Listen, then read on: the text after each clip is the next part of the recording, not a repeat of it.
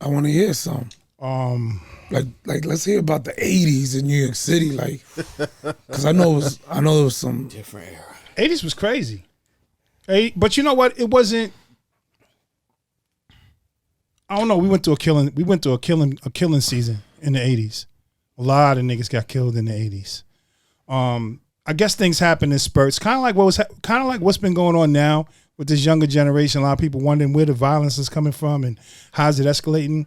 I think history repeats itself constantly. You know what I'm saying? And in the '80s, there was a lot of cats getting murdered for no reason. You know what I'm saying? Well, there was reasons behind it, but you know, back then, cats was getting murdered, of course, because the drug game was really popping, especially when crack took off in the '80s. Out of town, if you was on the wrong block, it's always been territorial. You know what I'm saying? It's always been territorial. But the difference between then and now, I think the big part of it, there's a couple of differences between then and now. The big thing about back then, it was about principle. If you was on my block and you ain't part of the family, you got to get it. You know what I'm saying? Whereas today, young niggas is just scared. Because back then, you could get a head up with a cat. Everything wasn't about the gunplay. You know what I'm saying? If it got really serious, it'd get cracking like that. But for the most part, you could get a fair one. You can knuckle up with somebody and you ain't got to worry about repercussions on it. You know what I'm saying? But nowadays, young niggas is just they're afraid of physical contact. They just built different. Yeah. You know? They shoot from across the street. Yeah, you know, it started with Atari and ended with Nintendo and PlayStation, and these niggas don't get out. We walked everywhere. We did manual labor. I was chopping wood when I was 12 years old by choice, because I knew if I didn't do that, because I was getting money for it, if I didn't do that, I'd be doing some other shit that my father wanted me to do that I wasn't getting paid for. You know what I'm saying? So I had to do stuff around the house. We grew up poor. And I'm just gonna keep it a buck on here. You know, people listen to it. I know you got your fellow officers that listen to it. So we're gonna get into some shit. We're gonna get into some shit that people probably don't even like to talk about, but it is what it is. Mm-hmm. I'm a product of an interracial marriage. My father's African American. God bless him, may he rest his soul. My mother's from Cuban heritage. God bless her, may she rest her soul. But it was hard for them. You got to understand, my mother and father got together in the late 50s. And it was a time in this country where if you was part of an interracial relationship, you could get hung for that past the Mason-Dixon line. You know? And people were actually getting hung in the late 50s, early 60s. There was still lynchings going on. And my father was a Southern gentleman, but he didn't take no shit. He was a man of a few words. He taught me to look a man in the face and shake his hand with a grip when you meet a man, and say what you mean and mean what you say. And it was just that simple. You know what I'm saying? Mama was from Brooklyn, and she was so Brooklyn. She didn't care. You know, she was with the rah-rah. She threw them hands. And it wasn't about color for her because she was Cuban. Right. But what people didn't understand, the world that we lived in then, it was black and white. It wasn't, you know what I'm saying? So my grandfather is off the boat from Cuba. And when he raised his family in Brooklyn, he didn't allow them to speak English. And a lot of them tried to take on, change their last names. It was Perez, but they tried to change it to Paris to try to fit in and think that their white counterparts think that they were Italian to get work, because you couldn't get work because of the discrimination, you know? Just as simple as that. But it was to get work. Just to get work. To get work. Yeah, just to make money to feed your family. Right. So my father, unfortunately, he's a World War II veteran, and he grew up, him and a couple of his cousins, and they did puckwood. So if you're not familiar with puckwood is those tractor trailers you'll see if you're driving down south or in the Midwest with all the cut down trees on it, tractor trailers, but they all logs.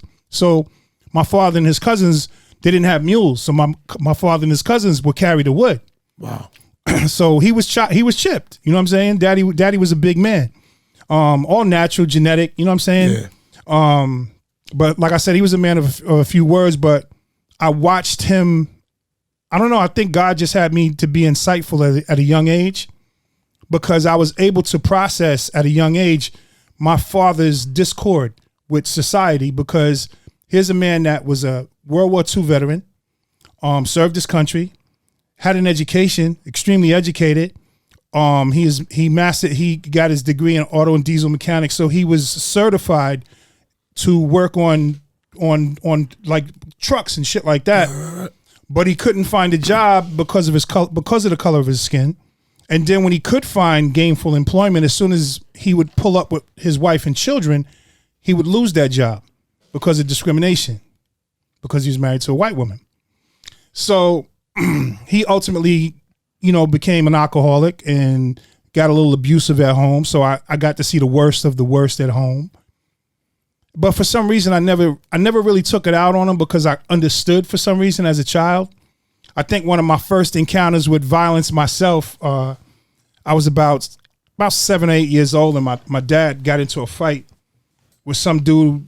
We were walking to the store, and there was a bunch of guys that he hung out with, and I didn't understand it because why are they letting this dude fight my dad, and they all supposed to be friends? So I'm standing there, daddy's getting at him, and the dude's reaching in his pocket. I see the knife. I'm in my mind, I can remember this like it was yesterday. I was like 7, 8 years old, and I'm looking around and nobody's breaking it up, and I don't want my father to get stuck. So I grabbed the broom out of one of the dude's hands that was standing there and start busting him in the eye. I was trying to catch him in the eyeballs. You know what I'm saying? I said, if I could blind him, he won't be able to see. Right. So as I'm busting him, the dudes is laughing. So I'm mad because, why y'all laughing? Help my father. You know what I'm saying? But daddy was busting him. But I think that was a moment that me and my dad bonded. You know what I'm saying? Like my father got to see who I was. He at that moment he saw you was with it, like you saw it. I guess he's like, he's this is my little warrior. You know what I'm saying? Because I got an older brother, but we different. We the same, but we different. Shout out to him too. Shout out to my brother Chuck. I love him to death, but he knows he'll hear this and laugh. I was the problem child. I think this room is filled with problem child. I think that's why we all get along. So, I know, growing up, the 80s was wild, but, we had the 70s before the 80s, and that's my childhood, and we lived in fucked up neighborhoods, man. We moved a lot, because of the economic hardships and discrimination. So in Long Island or in Brooklyn? In Long Island. Okay. In Long Island. They didn't want us to, they wanted to raise us in the island. So it was hard because of my mother, we would get discriminated on in the black neighborhood. So I had to hear shit about this white woman. And I was hands-on at an early age because I wasn't trying to hear that. And then when we would move to the black community or to the white community, we would hear it, we would get called a nigga. You know what I'm saying? So I'm like, where's the balance? You know what I'm saying? Like, I didn't understand it. Shout out to George Hargrove, because he said the same thing that happened to him in Baltimore because of his, situation. Okay. He's from mixed. Right. Okay. Right. He's he's African American, but his family was very affluent. So like fair skin. Right. And colorism. Right. But his father was a judge. So, they went to the better schools. Right. So like he was accepted with the white crowd, but like the black crowd will like alienate him. No, we got it from both sides.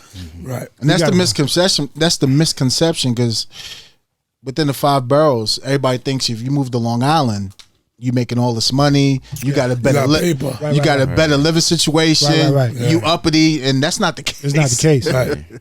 And it's a dope story too on the History Channel. I sent it to y'all too. That's what everybody was saying. Like Long Island, like really was, black people trying to advance and do certain things. Right. And they wind up dealing with both sides of the pendulum. Yeah, it was rough. Yeah. It was rough. And because my mom was such a firecracker, she didn't play.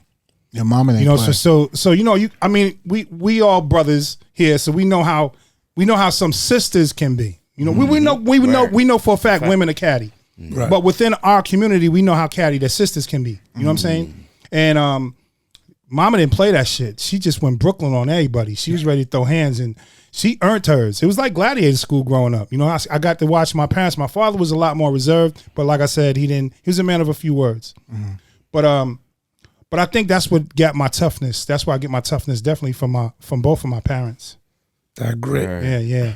So, specifically the 80s. That's what we was talking about, Seth? Yeah. Yeah, I just threw the 80s out there. For me being born in 77, the 80s to me, am I wrong for saying that y'all in the 80s just conducted yourselves differently? Because I saw the 70s dudes, but I saw them on TV dressed up, suited and booted. But I felt like after y'all, everybody else, like as far as getting money and this, that, and the fourth, respect, like the old heads telling me like, yo, stay off the block, go be a football kid, go be something different. It 100%. was, they were trying to help. Like my first computer came from a block boy. You know what I'm saying? Right, For right. me going to school, like, so I had so much respect for them dudes. Right. Like, am I wrong for saying like, yo, the 80s, like, I feel like y'all were different. I just feel like y'all were men's men and y'all conducted yourselves that way. I agree with you. You know, I mean, to keep it simple, corny niggas couldn't live in the 80s. That's what it was. Corny niggas couldn't live in the 80s. Right. You know what I'm saying? So I mean that by saying that it was survival by the strongest. Only the strongest survive. If you was a pedophile, you couldn't fuck with us. If you was one of them corny niggas that try to drop us something in a girl drink in the club, you couldn't fuck with us. It's like y'all police yourselves. We policed up. Yeah. And you know what's real about that? It's funny that you say that, because one of the things that makes me remember when you say that, so used to be this big club in Manhattan in Midtown called Bonds. Like most old heads know it, that from New York. Bonds was like the palace. It was the end of the disco and the beginning of hip hop. And I was like 15, 16 years old. My parents had no idea I'm in the city, and I'd be by myself a lot of the time. You know what I'm saying? I'm up in Bonds. Sisters, everybody was beautiful. The sisters, Puerto Ricans, the white girls that was brave enough to, you know, city white girls is different than regular white girls anyway. You know what I'm saying? They got flavor. But a whole lot of it. Yeah, but what's that? Zulu Nation used to be in there heavy. Hell yeah. Hell yeah. Shout out So to here, Zulu was heavy. You know what I'm Heavy. saying? And I get goosebumps now thinking about it, because I can remember, like, you see like 150 niggas all wearing the same color Pumas and the BVDs. I won't give it too much away, because we about to we about to market the BVDs again. Niggas that's hearing us, we already got the patent, so leave it alone. It's gonna come out Silverback Chronicle BVDs. Right. Throwbacks. I like But Zulu Nation, they were that community. That, definitely. You know, they were the perfect example of how it took a village to raise a family, because they looked out for everybody. You know what I'm saying? all the different chapters. And Yeah, all that. It was crazy. It was heavy. Yeah. But yeah, 80s was kind of like that. It was corny niggas couldn't live. You know, corny niggas couldn't even come in the cipher. Like you wasn't before 5%ers. Like we always had a cipher. Cats just be in a circle in the corner. You know what I'm saying? If you was a corny nigga, you couldn't even hang out. You couldn't make money. Beat it. Across the street. You know what I'm saying? So 80s was dope, man. I never forget. You know, shout out to Biz Markie, my brother. We still keep him in prayer. I know he's making a massive comeback. He'll be back in a minute. But we day ones. So I can remember when Biz got on and got famous. The other place in Manhattan we used to go to 80s was our Latin Quarters. Latin Quarters was a spot. Rooftop was heavy, uptown. China Club. Was it but Latin Quarters was a spot. Okay. You had the other place was that opened down on 14th Street. It was only open for a second. I can't remember the name right now. But it made noise for a second, but it didn't last. But Latin Quarters was a spot.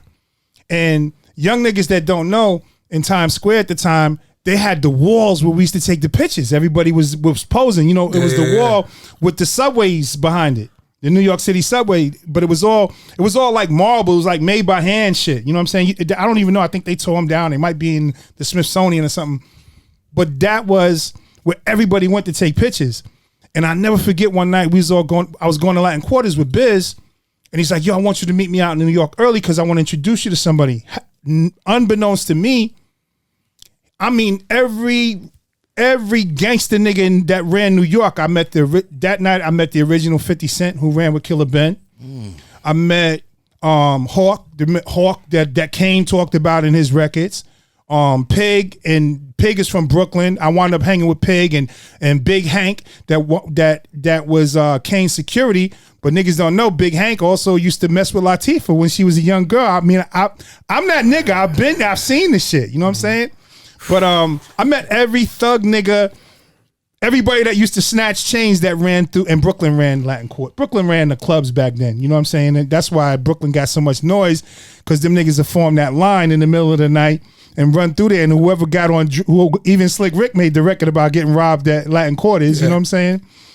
But 80s was dope. Why they give you so much respect? Because you wasn't from Long Island then. I probably was the only Long Island nigga that could rock my jewelry in Latin Quarters. And I say that, and the niggas that know me that used to come with me from Long Island could identify with that, because I'll tell you straight up, real recognize real. I don't care where you go. You smell it.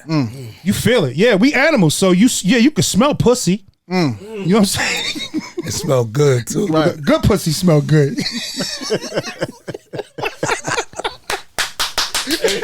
Yeah, I told you. Come on, man. Come on, man. Somebody up. Come on, man. Come on, bro. So, you know what I mean? So, I don't know. You know, we jump into the 80s, but, you know, there's some stories that got me to where I was, you know. Coming back to Long Island.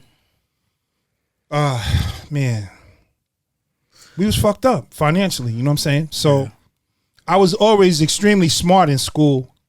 Education wasn't a problem for me. What was your favorite subject? Mechanical drawing and science. Science. Yeah, I loved what I loved about mechanical drawing, because it was extremely specific, no room for error, and I was I'm kind of anal like that. Now I know where he gets that from. I'm a freak for detail. Yeah. Oh, pops. Listen, shout out for you.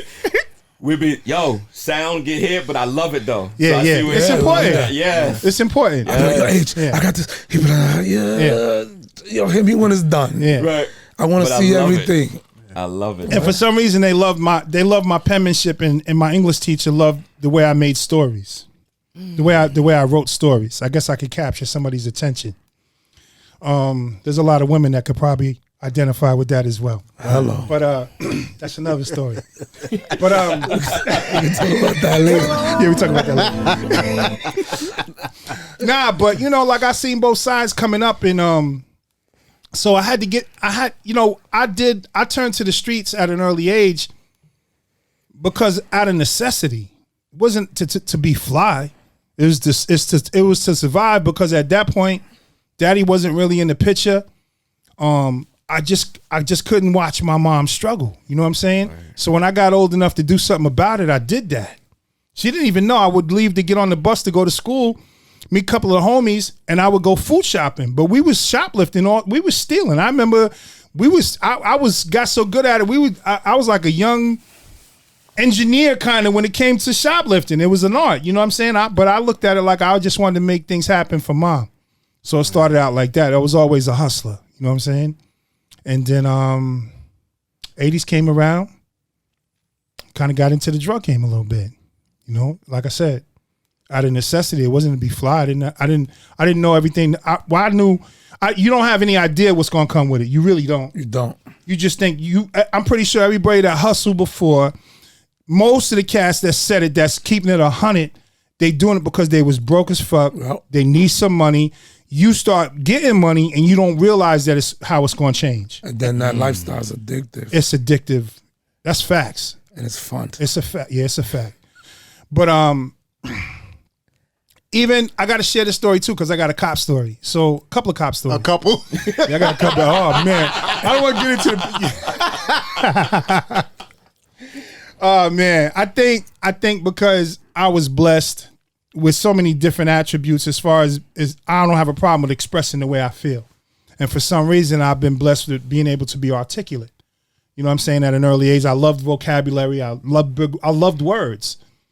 You can demean somebody with a vocabulary without even using profanity. That's a fact. And sometimes the people that you're demeaning won't even know what you're saying. Mm-hmm. An ignorant motherfucker just be like, fuck you, you don't even know what you can't even spell it. But you have a lot of white people laughing because they know exactly what you just said to this asshole. You know what I'm saying? He doesn't have to be black. He can be anybody, just ignorant. Right. So when you get to speak the king's language, people pay attention when you look like me at an early age. So by me being able to speak the king's language, I kept the heat off me. Because in the 80s, policing wasn't as sharp as it is now. So you guys are a lot wittier now. You can see things that cops 30 years ago wouldn't pay attention to. You know what I'm saying? And that got exploited. So it was a couple of road cops. I never looked at cops. Well, you know, I could see some people why like KRS-One would make their song Black Cop because those rogue black cops. I can see why some people wouldn't like police because of some of the things that's done happen. My thing has always been, don't blame the group. Go after the motherfucker that did it. You know what I'm saying? Mm-hmm. Let's get him. Right. Now, if we get on that, I'm with you. Let's get him, but we don't gotta physically get him, but let's get him. You know what I'm saying? Let's put the spotlight on him, and then let's look at the powers that be. What you gonna do now? Right. And then if y'all don't make a move, then we go to the next level. You know what I'm saying? Right. Then we could get to the Malcolm by any means necessary. But don't accuse the group. Let's get the motherfucker that did it. Mm-hmm. So when I was younger, I got threatened by a couple of cops. I got one cop that told me he was gonna blow my brains out. Something happened with my brother. Niggas that did it to him wasn't playing fair. I didn't care because I was a cowboy, so I went to go take care of it. I didn't call the police. The niggas that did it got wind of me coming, and they call the police. Wow. Fuck shit. You know what I'm saying? 100%. It is what it is. I saw that coming.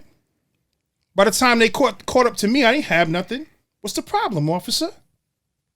So he had me what he thought was by myself on a corner, a particular corner in CI. But, you know, like we had a village back then. So one of my friend's mothers was in the yard. The bootlegger was in his yard. There's people there. So it's people within shouting distance. So the motherfucker threatened me. He said, "You black motherfucker, I hear you like to pull shotguns on people." So what are you talking about? He said, "I'm going to catch you out here one of these nights, and I'm going to blow your fucking head off." So I didn't get scared. Because if it was just me and him, and he didn't have a radio, I'd have fucked him up. You know what I'm saying? But you can't win in broad daylight like that. Right.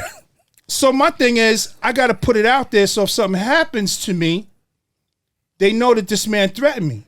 So my thing, why you gonna kill me? What'd I do? So now I got the moms looking. I got the bootleg and the people in this yard looking. The mom, leave that boy. So now the motherfucking neck start turning red. Right. I swear. So the nigga says to me, "Oh, you a smart nigga, huh?" Yeah, you play. Yeah. So this is what he says to me. Yeah, I'm playing chess. So this is what I say to him. "Yeah, motherfucker." Never, 6 moves ahead. Never had a problem. You know what I'm saying? But I ain't bragging about the story, but that's a true story. What happened in my life. You know what I'm saying? That's what happened to you. It's your intellectual property. Yo, learning how to play chess from y'all brothers, yo, was just that's chess moves. That teaches you life right there. You know what I'm saying? Right. So if something comes towards you, so even if you're in the corporate world or anything else, that just taught you. If somebody's doing something to you, you already know 6 moves ahead. I got you now because you look. Oh my God. Right. And you like that's why I keep telling people the 80s were different, bro. I learned from people like y'all, man. It just was. It was different too, in terms of policing too, because like I said, it was different. Suffolk County is home. You know what I'm saying? Shout out to Suffolk County PD. I think that the commissioner that they got there now is doing an incredible job. I think that 80% of the personnel are good cops. I think that 80%. I think that the indifference with the hiring practices is not a police officer's fault, because that man or woman wants a job that they could take care of their family too. You know what I'm saying? So you can't get mad at them. You got to get after the people that are in charge of the hiring practices. Same thing with NYPD. NYPD is a lot more diverse though than Suffolk County. Suffolk and Nassau County, they still have their hiring practices issues, but hopefully they'll work that shit out. Yeah, I took that exam like 2 times. Yeah. $100 a pop. It's like a racket. You know what I'm saying? I mean, I'm not You have to pay them to take the exam? Yeah. Hell yeah. You got to pay them to take the test. Filing fee. $100 each test. And Chris, it's like 30,000 people taking the test. Easy. You do the math. For 200 openings. Right. Right. That it belongs to, like, you know, the cousin, the uncle, the aunt. Put it like this: if you don't score 98 or 99, it's not gonna happen. And your uncle got to be on the job. Right. And then if you do, out of 200 applicants that they're gonna hire, you'll have three African American, 4 Latino, and 5 women, and 3 of them are gonna be white women. So you know what I'm saying? Yeah. The hiring practices is fucked up. And if y'all listening, y'all know what it is. I ain't mad at you, but the system is fucked up. So what's up? I mean, it's a chunky salary though. Yeah. That's a chunky salary. It's a very desirable job. I'm not mad at them. To say the least. Growing up 70s, 80s until now, Right. do you like the diversity that you see though? For example, with the one thing I love about them, as I told them, they remind me of old school officers that I grew up with, where like you said, you know, you got your, like, it's sad that the small pocket is always on the news, but the real good brothers who, you know what I'm saying, this is your cloth right here. I hear it in his voice. Right. So, you know, they've told me stories where he's pulled up people, Dre's pulled up people, and it's been a teaching moment. You know what I'm saying? Right. Because everybody doesn't need to go to jail. Sometimes a kid just needs somebody to yoke them up, because we've been those kids. We've all been those kids. But we ain't listening to nothing. Right. But as soon as you come around, we straighten up. Right. You know what I'm saying? That's that. Yeah, I've seen that. I've experienced that. You know, and I see that in these gentlemen, because that's who they are. You know, I mean, they're a blessing to this job. It's not so much the job; it's a blessing to them as much as they are a blessing to the department needs more people like them. You know, and the sad thing about it is, well, the good thing about it is I'm glad that they're in Baltimore. Because I'm not too familiar with Baltimore, but I know Baltimore from the history, from the elders that taught me about Baltimore. Baltimore always been live. You know what I'm saying? A black community that's a strong black community. They rough. Just like we when we talk about Baltimore up north, we talk about Baltimore like it's Brooklyn. They're official down here. You know what I'm saying? Like it's the Bronx too. Yeah, the Bronx. Yeah, listen, I love the Bronx. No. I'm just a Bronx kid. Bronx, yeah, I'm with you. Shout out to KRS-One, my G. But nah, you know, so Baltimore, it needs people like this on the job. You know, I can remember getting locked up in L.A. You said you got locked up in L.A. I got locked up in L.A. Yeah, okay. Tell them that story. Who was you with? I caught a gun charge. So, we was on a Dope Jam tour, 1988. I'm working for Warner Brothers for Biz Markie, so I'm a road manager. Street nigga. Biz took me out the hood, gave me a title and a job, and changed my life. Holla. So I'm out there, Dougie Fresh crew. We rocking with Ice-T. Ice-T is like a brother to me. Shout out to Ice-T. You hear this? I know you know what it is. Big Ralph, Biz Markie all day, nigga. Boogie Down Productions. Shout out to KRS-One. Love that. That's family. Dougie Fresh and the Get Fresh crew. Shout out to them. Big Will. Eric B and Rakim. Shout out to Ra's family forever. Rest in peace to Iran. And who else was on there? So it was us. Yeah, all of us. So we out there and we had a little break. So at the time, I was messing with this shorty from Suffolk, Virginia. And she was bad too. Okay. She was bad. But she had a problem because she was going with some old nigga uptown, some numbers running nigga, right? So, but she met me and that was a problem. You know what I'm saying? That's his fault. It's a problem. Right. So nothing to do with you. That's his fault. Right. So she was a really nice woman. Shout out to Shaniqua Dickens. Oh shit. It's all good. It's all good. But it's all love. It's all love. It's all love. It's a long time ago. The old nigga she was seeing back then is probably long gone. He's right. He probably wear diapers now. Yeah, if he wear diapers. If he wear them. Right. Pushing daisies. Right. So fertilizer. And she could co-sign this story. So we talking. Shaniqua buys me. She said she wanted to buy me something. So I said, all right. I didn't get greedy and go for the G-Wagon because they just started making them around. You know what I'm saying? Yeah, like that. So, but I said, you know what? I really like that 92 F model Beretta. It was state of the art in '88. So only time you saw it was on the military, Italian military, and Lethal Weapon. Mel Gibson. Yeah, right. So she bought me a brand new 92F model Beretta. Out the box. In the box. She lived in Virginia. Right. And sent it to me, Federal Express, to my house in Carlton Park. Shout out to Carlton Park, to the Gorillas. Right. CI. I ain't never had a brand new weapon. I say weapon because it wasn't just a gun. Right. You feel me? So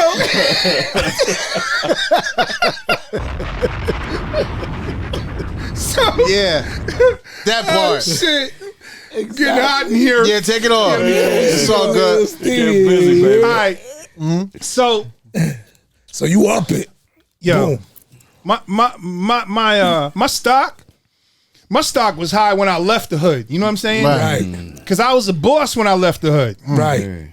When I came back, my stock, and I had a 92F model Beretta.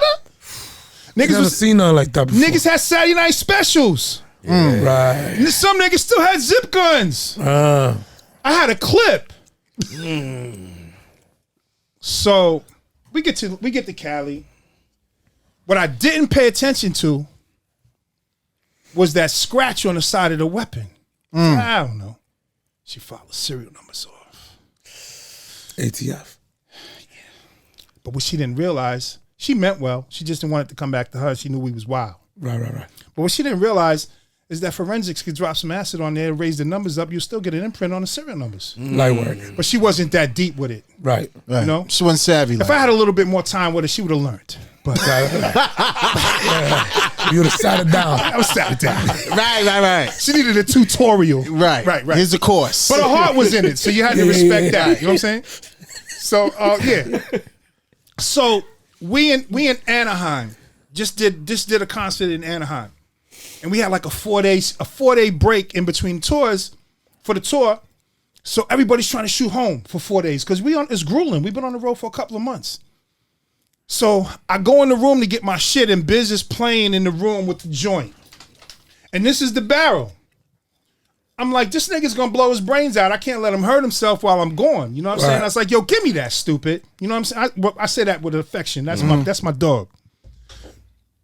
Plus, I wanted to play with it. I didn't want to leave with it. That's the truth. That's the truth. Right.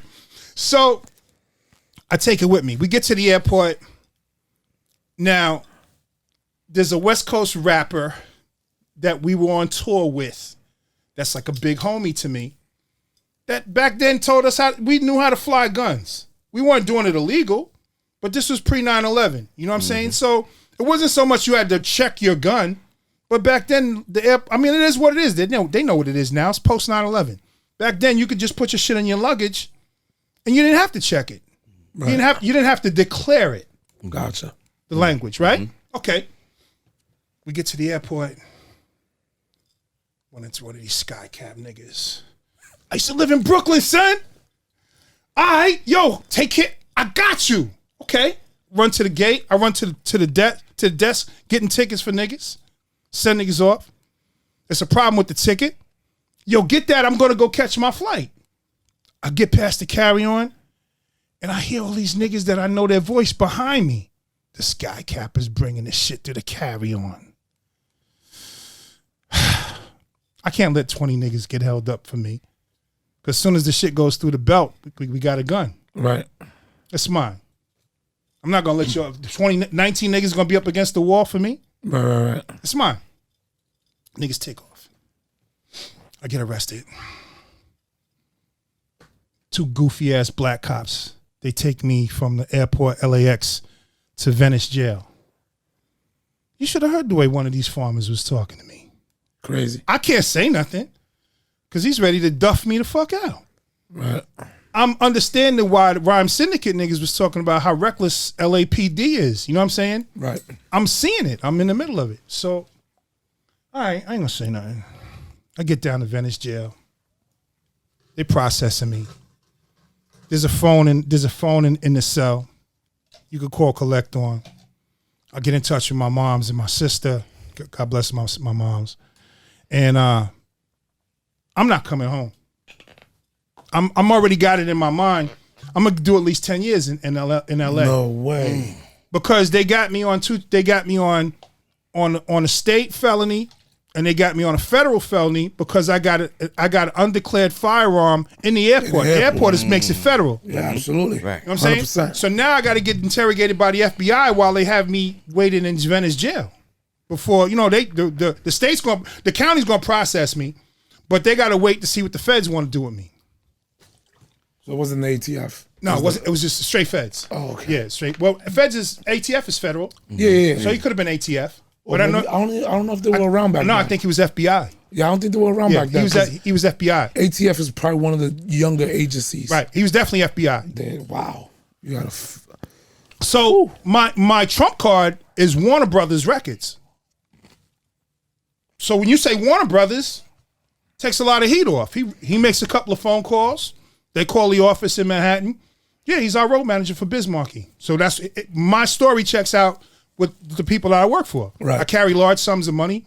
We're in places where we're in danger sometimes. The girl bought me this weapon to protect myself. She didn't know. I didn't realize the serial numbers were scraped off because I never owned a weapon. right. True story. That's your first weapon. Yeah. I got the receipt for it because she sent me the receipt with it. All right. It was a gift. It was a gift. So He likes that. yeah, it was nice. So yeah, but that was a rough experience. That's We crazy. got out of that. Yeah, so we then got what out of happened? Like, so then they let you go?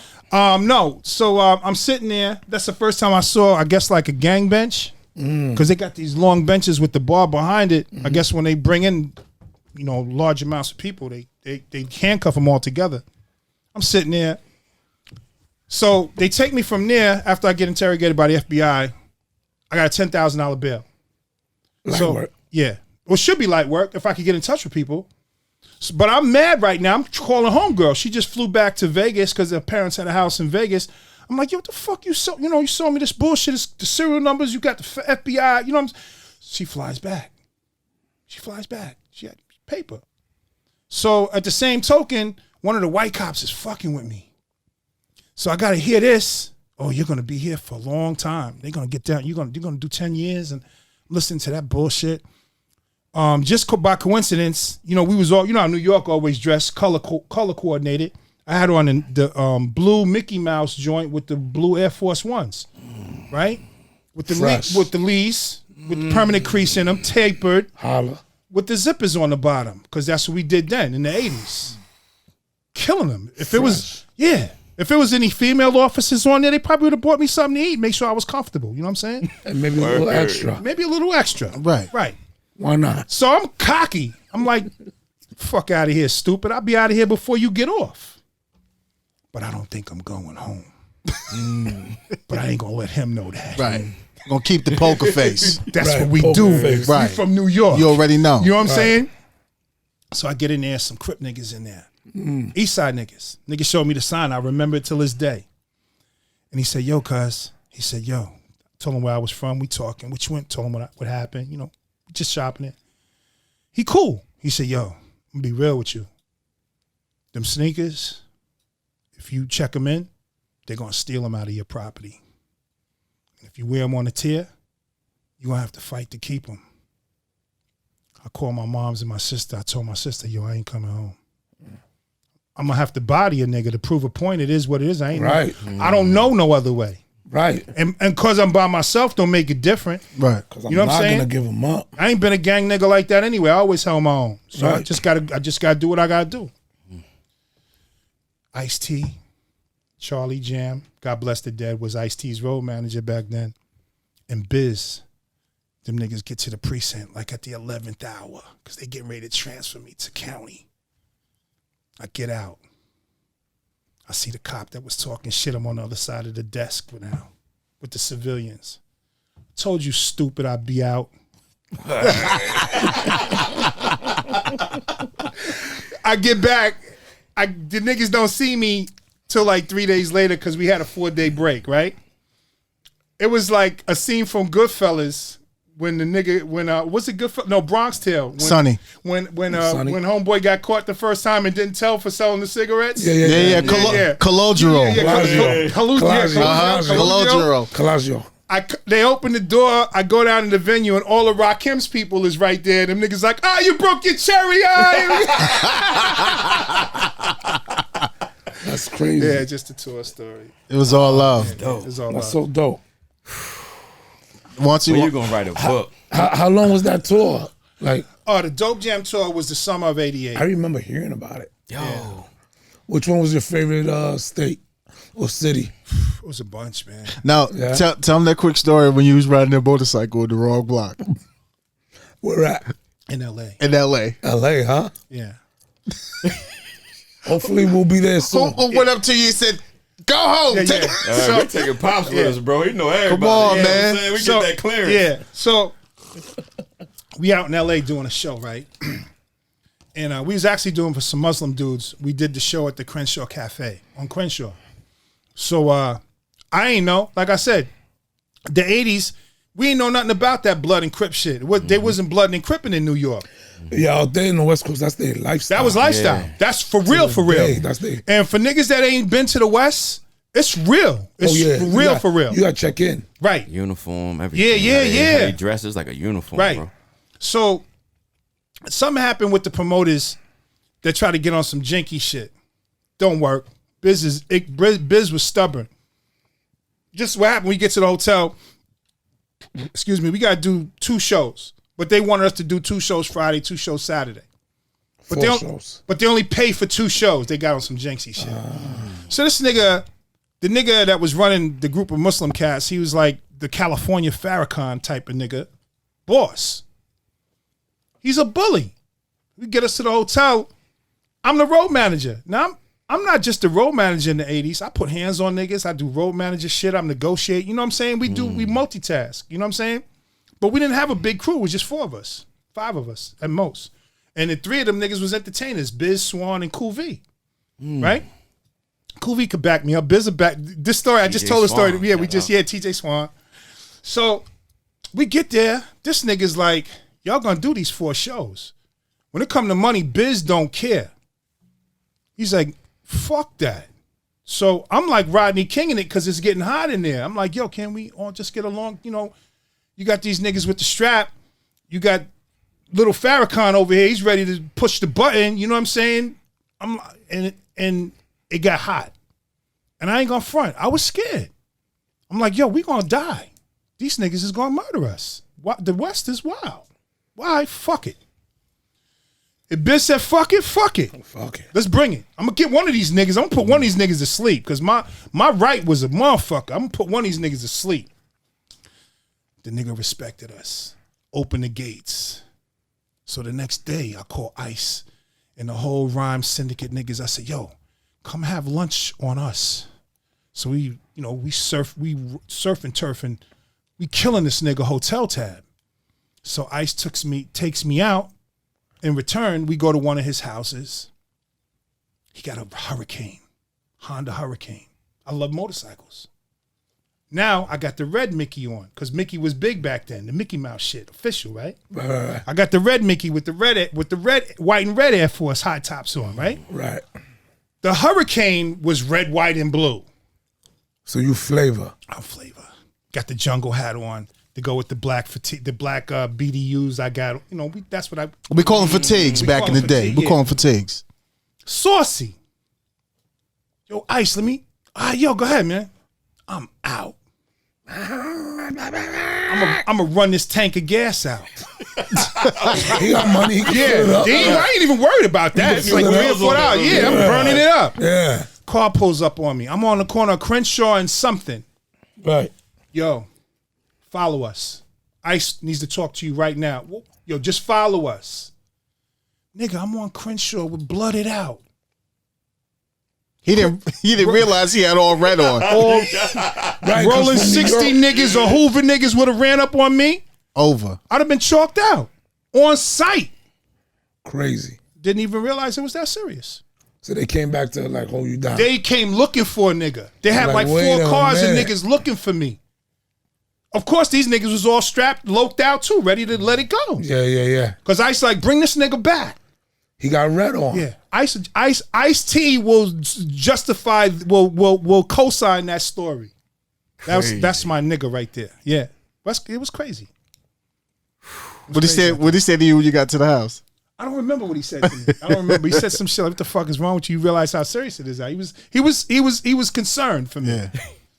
You know, Ice is a man out there. He got a lot of respect in the West Coast. That's dope. Yeah, a lot of stories, man. A lot of experiences. Not just stories, experiences. It's real shit. I don't got to lie about nothing. Yeah, because in New York, you roam free. Yeah, and it's about like you used to. You used to. Right. And it's about who could snuff you out. Right. Out there, if you got the wrong color on, you can get it. Whether you with it or not, you gonna get it. Hip hop's like a movie, bro. Yeah, you have no idea. And some some niggas won't even ask you a question. Nah. Some niggas will give you that, and West Coast niggas West Coast niggas will say some shit that you won't understand. Right. Like what sets you claim, fool? Mm-hmm. And they talk like, what crazy. the fuck is he talking about? Right. They'll know you from New York if you start, I'm from New York, but it's real. Yeah. It's real. My brother took me to go get a burrito, and there was a joint, little chola joint standing on the corner. And I'm like, damn, she look good. And she's throwing up, doing all the signs. And I'm like, I'm just trying to say what's good. I'm just trying to get the number right. Yeah. And she got the high socks. She look good too. Dark lipstick. Got the eyes, the mascara. All that. Yeah. With the wife beater. Bitches. Yeah, and I'm like, damn, she look good. And she's just like, because I'm staring at her. So she's looking back like, what happened? She's stacking on you. Meanwhile, I guess that's what they call right. Yeah, that's what it is. She probably told you like 100 things she in like 2 minutes. You and you ain't know what to say. Right. I was just you should have just grabbed your package. Right. I should have went like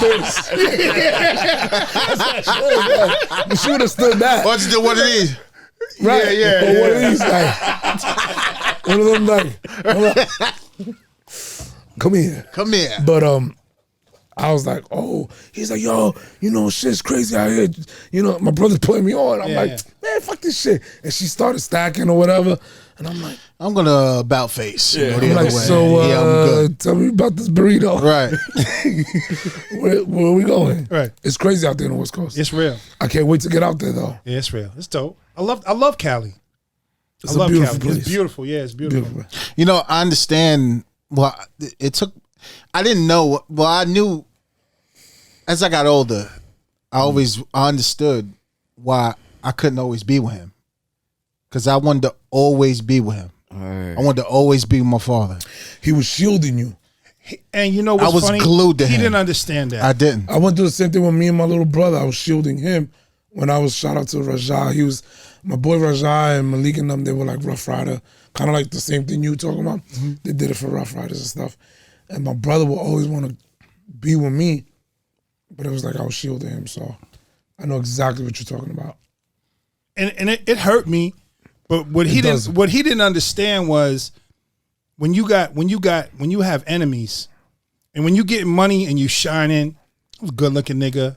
It is what it is. Right. I was a good looking nigga. I was 6'3", 265, like chipped up back then. We young niggas, you just got energy for days. So the knuckle game was insane. Right. The grip game was just as hard. Right. And if I ain't want to hit you with the grip, I hit you with the gauge. I ain't playing with you though. You know what I'm saying? And if you threaten me, you can't leave now. So I had a reputation. And when you feared by certain niggas, they're gonna try to hurt what you love. 100%. That's what it do. You know what I'm saying? So there was times when I couldn't take him with me. And he's little and I get it.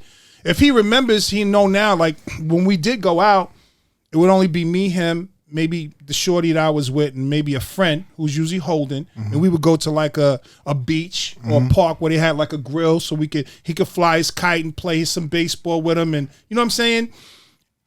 And that was it. Public places and stuff like that, we really didn't go to because I couldn't trust that. Right. I had to go to some place where I could see a nigga coming. Right. You know what I'm saying? In a park, I see a nigga coming. I know who's a friend or a foe. I know how a nigga move. You know what I'm saying? So. That's out of love. Yeah, it was just out of love. That's out of love. It was just real. It took him a long time to understand it, but I understand. I'm sure he appreciates it. No, he does. He does. We've had talks, but I even the fuckery. I just didn't want him. I was really hard on him, because it was about structure. My father was always about structure. Let's talk about that. Like, being hard on these kids nowadays, because a lot of parents, they think like being their best friends is the way to go. Right. But I agree with you. It's about being hard on your kids. Yeah, you got to be hard on them, man. That's Why love. Is that? Why is that? Because what you try to do is you try to teach them to learn from the mistakes of others. Too many parents now, they loose and they children make mistakes, and then they teach them that. I'll tell you another story. One of the things that hurt me, right, is this young kid, troubled, in and out of jail. I was at a church function one day and got into a conversation with his mother. I knew his father because we grew up playing basketball. We was all athletes, so basketball, football, softball, we did all that shit. This is in Long Island. This is Long Island. What hurt me is when the father's gone. This nigga just, the kid, the son, he's in and out of prison, in and out of county, right? He's on his way to doing a state bid. Because you get in and out of there a couple of times, it's just you develop a mentality and a pattern. They're gonna put you away. They got a place for you. So he told his mother. His father said to him, or she heard his father say to him one day, "If a nigga put his hands on you, if you can't beat him, you come home and get the gat and blow that nigga away." And I'm saying to myself, his father wasn't even that dude. So how the fuck, if you ain't that type of nigga, how you gonna teach your son how to do some shit? And I realize it's a lot of troubled young people running around now that don't know that their father was a bitch. It is what it is. Because a real man that's seen the pain. I see my best friend get killed in front of me. I seen niggas bleed out. I seen niggas get shot. I saw niggas get stabbed. I moved on people. Hurt people. If you love somebody, you don't want that for somebody that you love. Wasn't my mother pregnant with me when that happened? When what happened? Yeah. When my best friend got murdered. That's when you lost it. You know what I'm saying? And up until that point, I did what I had to do according to what I had to get done. But when I saw my best friend get murdered, it added hate to everything that I did. And it just changed. It changed my persona. It changed the way I did things. It changed. You know what I'm saying? Mm-hmm. And I never forget the nigga that was supposedly killed him said to him, he said, "I'll be right back." So anytime I got into a confrontation with a nigga, you know how niggas used to argue, wait till I see you again. If a nigga ever said to me, "Yo, next time, you can't leave now." No, you can't leave. Right. Now I'm going to baptize you. I'm going to make you afraid of me. Yeah. Or I'm going to dead you right now. Can't do it. But you can't say that to me. You can't say that. If you left and looked funny, I can't let you leave. I know what you're about to do. I know what you're thinking. Yeah. You ain't got it on you right now, but I ain't gonna let you get to it. No. I'm gonna change your mind. I gotta change your mind. I have to. Yeah, I gotta change your mind. Yeah, because you went there. Yeah. Well, you know what's crazy about the music nowadays? I mean, like, you know, they talk about what you're saying. Most of these niggas ain't never did that. They never did that. So I got a shooter with me. These kids that are doing these shootings, and they're doing it from across the street. And, you know, and that's when innocent people get hit because they don't know what they're doing. Where from your era, you get up close and personal. There was a lot of niggas that did that shit too back then. Okay. Yeah, it was a lot of niggas. I got a story with Buddy McGirt. Big head motherfucker that used to box. Right. I mean, if you don't know what Buddy McGirt, yeah. Fuck you, buddy. Come see me. You know what it is. We could be 60, nigga. I'm gonna slap the shit out of you. But on a good day. And if he's young, I'll slap him. Fuck it. There's some boxing niggas that want to slap him right now. Yeah. But I ain't mad at him. I ain't tricking. But it is. He can say it, but there's history. Yeah, it's just history. It is. Listen, for what it's worth, buddy, I ain't mad at you. You are who you are. You know what I'm saying? Right. And you know what? I'm a better man now. So why should I be mad at a nigga that ain't? Right. You know what I'm saying? God bless you. But we go to this retreat up in the Poconos, right, with this nigga Buddy at the time, my ex-wife. What do you mean, like a retreat? What does that mean? Couples getaway. It was a couples getaway. Okay, like a little. Yeah, right. It was like 8 couples. They had a couple of townhouses up there. Okay, so it's guys and girls, that type shit. So the girls wanted to do whatever they wanted to do. Niggas didn't know what they wanted to do. I'm like, listen, this is what we gonna do. We got quads, and they got a gun range. So I like shooting guns. So the next day, girls do whatever they do. And some of the niggas that's with us is some of these niggas from Brooklyn. Supposed to be killer niggas. Yeah. I done heard stories, so I'm like, yeah, whatever, nigga. You know, whatever. All right. You're a killer. All right, cool. So we go to the gun range. This motherfucker couldn't hit water if he fell out of a boat. He couldn't hit a fucking bucket at 15 yards. I'm bored with the local shit. I'm on the M1 going at 100 yards and better. You know what I'm saying? I'm give me something to challenge me. I want to hear that ding down there. You know what I'm saying? I'm looking at. You need binoculars. Right. You can hear it, but you hear the hit. You know when it's a hit. You know when it's a hit. So I'm looking at this nigga, this little chocolate 5-foot nigga, the type of the stereotypical niggas that do the shootouts in broad daylight and on Brooklyn streets and innocent people get hit. I'm looking at this nigga. Amateurs. And I'm saying, you're the reason why kids is getting shot. Put that shit away. Learn how to box. Right. So I'm saying, the fuck, you know, he's probably the father of some of these niggas that, or the uncle of some of these niggas that's doing it now. But I agree. I guess to put it in layman's terms, you're gonna have fuck niggas in every generation. You're gonna have fuckery in every. You're gonna have idiots in every generation. You know, you're gonna have the ombudsman types like you guys in every generation. You know, so and I try to. You see how when I converse, I try to say it on different levels so that other people understand, because I understand that other people listen. Right. And don't stereotype me. Don't judge me. Fuck you if you do. You know what I'm saying? It is what it is. What you eat don't make me shit, and vice versa. Right.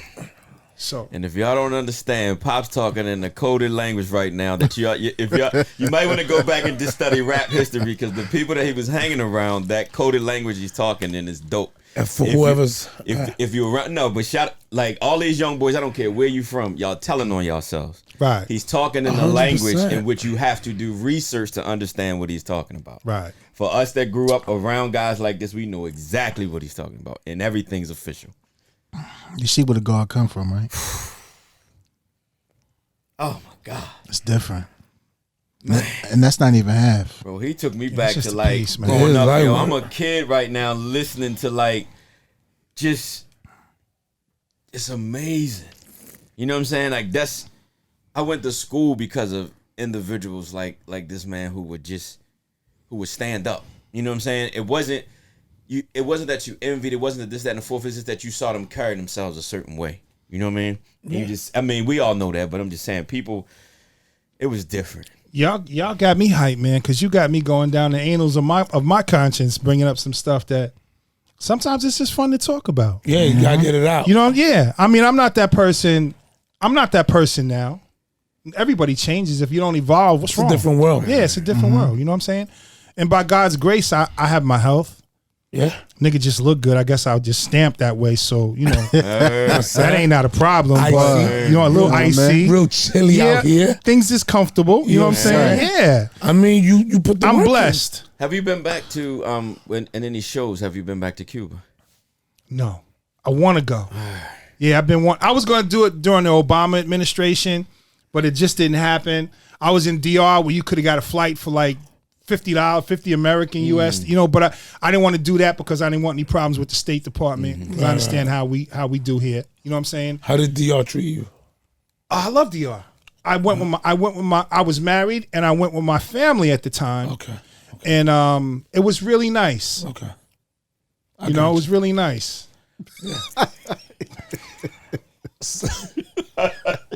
That's what I say. Right. The water's good. Aruba was a different story. Wow. Yeah? I would go back to Aruba before I go back to DR. Oh, wow. Yeah. Really? Okay. Yeah. Why Because so? I'm just different. I like different. Is it- Now, don't is get it- me. Is it more calm? Is it more DR was dope, right? but Aruba was insane to me because of the peace. Because it was really tropical, but it's not. It's kind of isolated. DR is a little more popular. It depends on where you go. Yeah. You know what I'm saying? And depends on what you want to do. Right. Right. But I like the Aruba. Aruba's more peace of mind. Yeah. I like it. Yeah. I could You need control. Yeah. that. Yeah. You could do the quads in the street because it's legal there. So you know, like we would go to Aruba because Sinbad, the entertainer, would do these big parties every year. Incredible parties.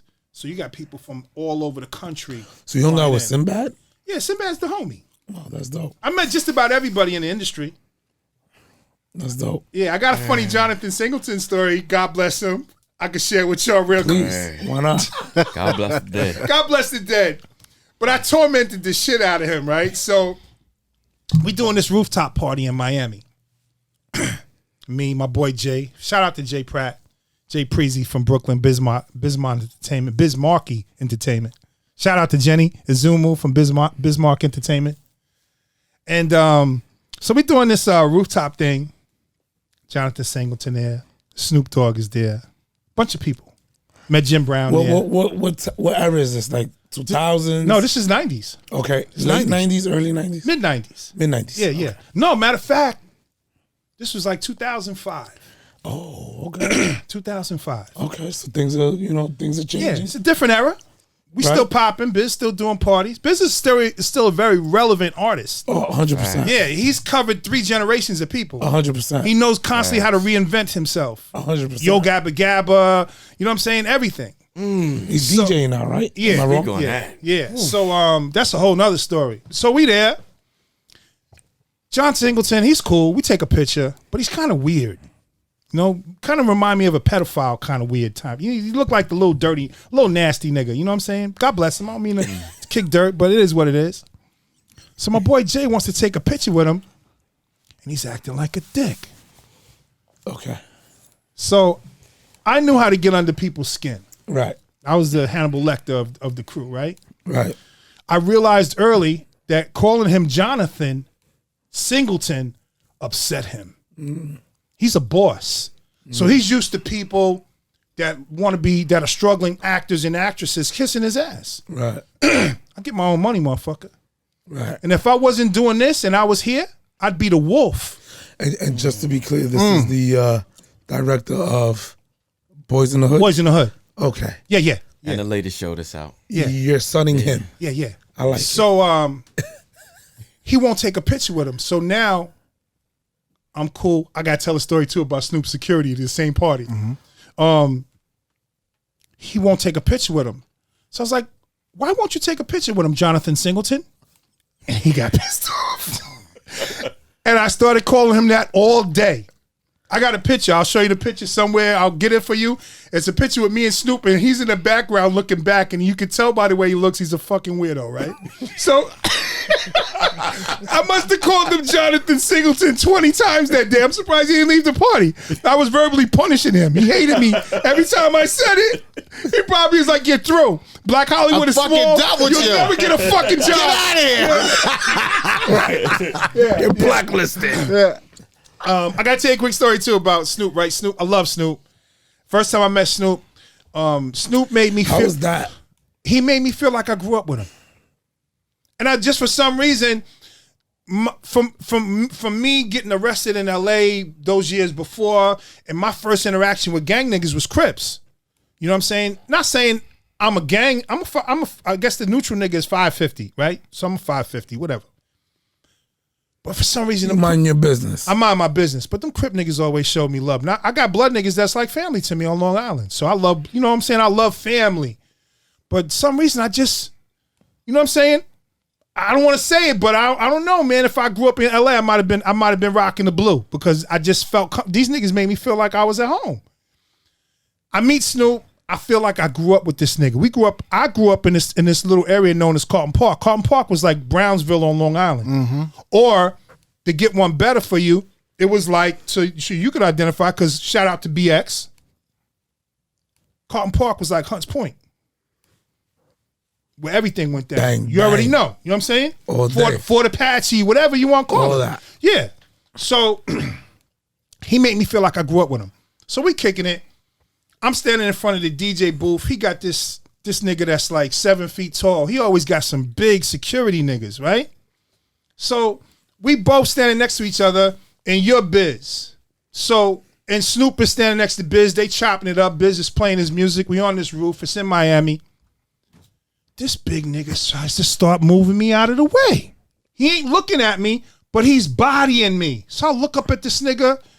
Like, I ain't saying, but I'm looking at him like, yo, what the fuck you doing? He ain't looking at me, but he's trying to body me.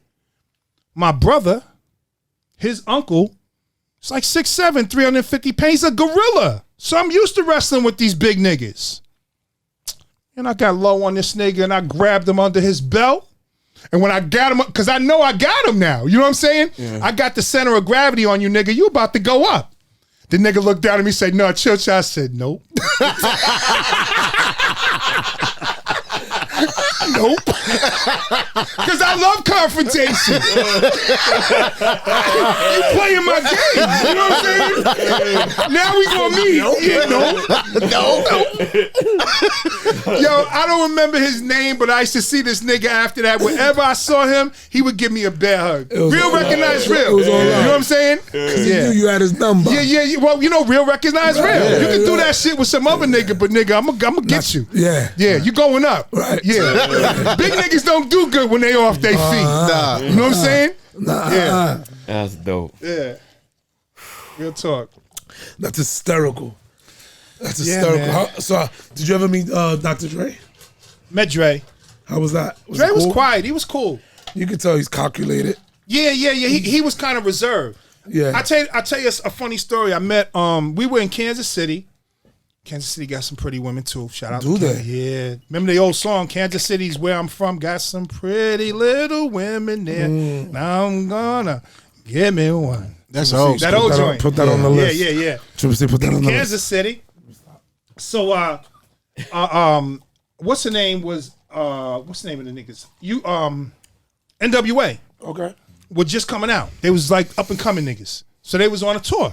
We were all in the same hotel.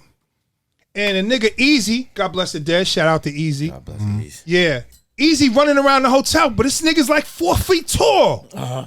And we all vintage road warriors now. You know what I'm saying? I'm looking at this nigga like, why the fuck you running around? I'm ready to get at this nigga for... You look like us, so you black and you running around acting foolish. Like you're a rookie. 5-star. Yeah. You're a rookie. You don't got to do that. Yeah. Didn't know it was Eazy-E. Never knew. I found out later on. And when they said Eazy-E, to be honest with you, because we from New York, I was like, Eazy-E? The fucking name is corny. You know what I'm saying? What's Eazy-E? What is that? You know what I'm saying? Whatever. Right. Well, God bless NWA. Yeah. God bless Eazy-E. I mean, that West Coast movement was hard. How was it with Ice Cube? You ever met Ice Cube? I've been around Ice Cube. Haven't met him, but we cool. He's a cool brother. You know, we've been in the same room. A lot, you know? Yeah, cool. You know who was really cool? God bless the dead Nate Dogg. Nate Dogg was another. He was a homie. With that voice. Yeah, he was a homie. Like when we met, we actually talked, took pictures. Yeah. He's the homie. He was the homie. Good brother. I tell you another good brother, Dave Chappelle. Of course. A young Dave Chappelle I met. I got a dope one for you. Come on with it. Cypher. What was one of the dopest ciphers you've been in first? And then with all the verses going on, if KRS-One would have met Kane. Ooh. Yeah, like a freestyle cipher. Yeah, because everybody been, and you was in that, you was locked in. It's, you know what? Because back then they were lyricists. They was fast. Showmanship, Kane would have got KRS. But knowledge, nobody fucks with Chris. Showmanship, Kane would have got KRS. But lyrics, dropping knowledge, nobody fucks with Chris. You got to give Kane his props. Because his vernacular, his swag. Yeah, his swag was different. His voice, his delivery. Yeah. He's the whole package. Yeah. I ciphers. It's a lot of good rappers out there. Yeah. But to be honest with you, one of my favorites was I love Slaughterhouse. I thought Slaughterhouse was dope. All right. Slaughterhouse was that had the West Coast dude in there. They had buttons. Yeah, the Hammer Dance shit is one of my all-time favorite joints. Yeah, they had a not a lot of the West Coast rappers. I think Joel Ortiz. Joel Ortiz. Yeah. Joel Ortiz. Ice Cube is probably one of my favorites out of the West Coast. Yeah, Ice Cube. I like the new West Coast shit. Oh, new West Coast niggas is nice too, man. They got like these Asian dudes. Yo, they all crippin' and all that. Yeah. I used to fuck with Exhibit heavy. Yeah, Exhibit was a good brother. Exhibit was true, yeah. As a matter of fact, I remember the first time I met Exhibit was at Biz. We were doing something, and it's always easier for these niggas to relate to you when they know that you in the business, as opposed to just being a civilian. Right. They treat you different. Right. So I mean, part of my relationships that I forged with a lot of these cats is it was easier because they recognized me as being in the business. The road manager. Well, not even the road manager. They see you in places where civilians don't go. Yeah. So they don't know what you do, so they know you here. So you know what I'm saying? It is and what them it stories. is. Yeah. Like you must they be can a relate somebody. to, right. Right. It's sort of like y'all with y'all being police officers. You know what I'm saying? Right. Like I said, the podcast to what Pops was saying. It's like a dope. subculture. Yeah. Like Right. I was saying, like, you know what I mean? Growing up around people, like they getting to see behind the locker room. So Right. they getting- Right. You know what I mean? That's dope. I mean, this shit, you're not going to get this on all the podcasts, bro. Nah, never. Ever, bro. I'm telling you. Wow. And this is just a piece. We ain't even get into the LO and Keith Murray. We didn't even get into that shit yet. Oh shit. Keith Murray. We talk Keith. That's LO, CI, Long Island. Word.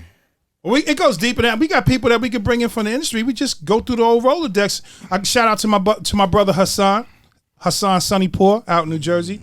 You know what I'm saying? Queens, stand up. That's a brother. That's the homie. He got history. You know, that's somebody we bring in. We got people. Word. Y'all was on the road back in the day, like you said, when there wasn't no camcorders or nothing, going into small towns. Right. You know what I'm saying? Just. But even rappers were different. They were. Because it was back different. then, if you They said were. something to them, I tell what I bet you, like Murray and them dudes back then, Yeah. he'll tell you. If you said something, it was going to be a problem. Yeah. I heard about them dudes. I heard they was. Yeah.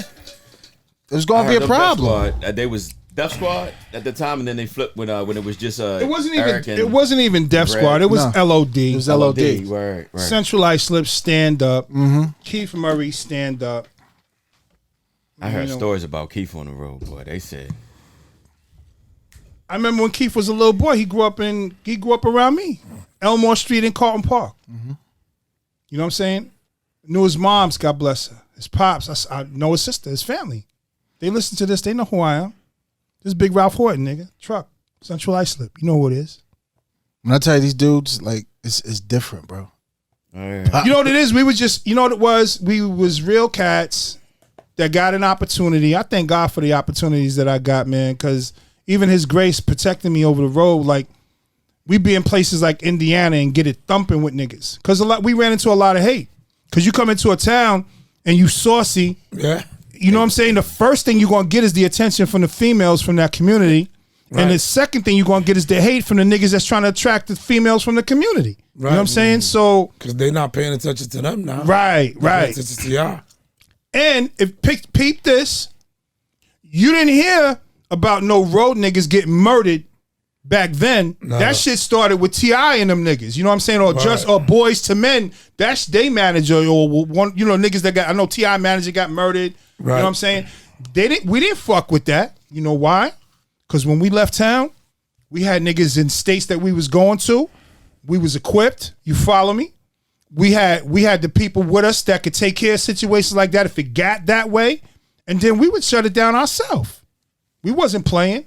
Nigga, if you holding and you ain't pulling and you want conflict, I'm gonna put you to sleep. I'm taking what you got. I'm not playing with you. I gotta go home. You know, I got a son at home. I gotta go home. I got mouths to feed. Yeah, man. It was real out. It was real. We didn't play. Niggas from my generation that was in the trenches like that, we didn't play. Straight about money. I feel like now the problem is with this industry is that like a lot of them, they on pills.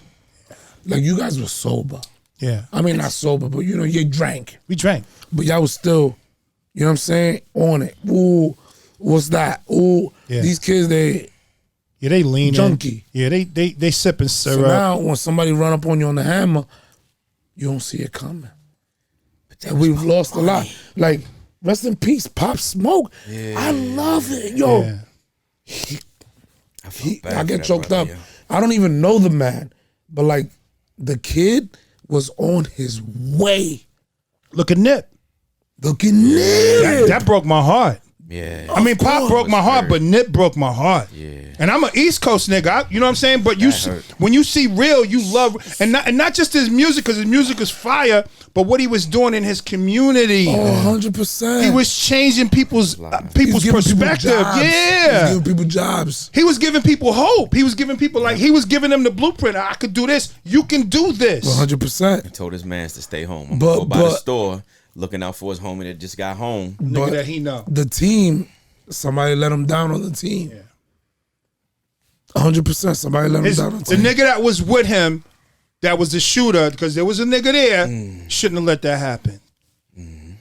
Shouldn't have let that happen. You know, these kids nowadays, they into the fame, they into that. Like, I hear you talking, and you was there doing a job. These kids, they, for the fame, Instagram, you see what I'm saying? You was there doing a job, so you on it, you on point. You're like, okay, that don't look right. Yo, well, these kids are like, they sleeping. But yeah, we was bred. They bred different. Yeah, bred like different. we can't, like, till this day, it's just in me to just seeing Recall was embedded in me at an early age. Cause if I'm coming home and a car that don't belong on my block is there, who is that? Oh, you know what I'm saying? I do that. So seeing Recall, what? If somebody's looking funny, we pull up somewhere, you pan in the room because you want to see who's friend and who's foe. You can see who's foe. God has blessed me. I looked deaf in the eye at least twice at a young age. I remember we was in the Red Parrot when it used to be on 57th Street, right? So we up in there one night and niggas rushed the back door. Red Parrot's a nightclub? Yeah, Red Parrot was a big nightclub on 57. It used to be on 57th Street. I don't know where it is, even if it's still open now after COVID. But it used to be a really big, like a disco back, but it turned into a nightclub. Or a lot of women used to go there. So we was up in there one night. Niggas rushed the back door. Busting off in there. It's right near where I'm at. I look up and I see death in this nigga face. A couple of niggas got murdered up in there tonight. So you know the look. You know a look. You know what a look. You know when somebody don't have good intentions. But these young niggas have no idea what that is now. They don't know what that is. I sit in a car on a random. I peeped that. It's funny that you say that because randomly, not even just young niggas, older niggas, I just see them. They're like bobbleheads. You walk past the car, I don't even know I'm looking at you. They don't. You know why? Niggas is clueless. They're doing this. Yeah, in the phone. 6 inches away from their face on the phone. Looking at ass they never gonna get. Right, never gonna get. Yo, Pop, the other day, I told you the story. I'm in the car. Dude hops out. Long story. Just starts busting his gun in front of me. And I peeped it. I'm like, what do? Do I engage? Right. And I'm at work. Right. But like,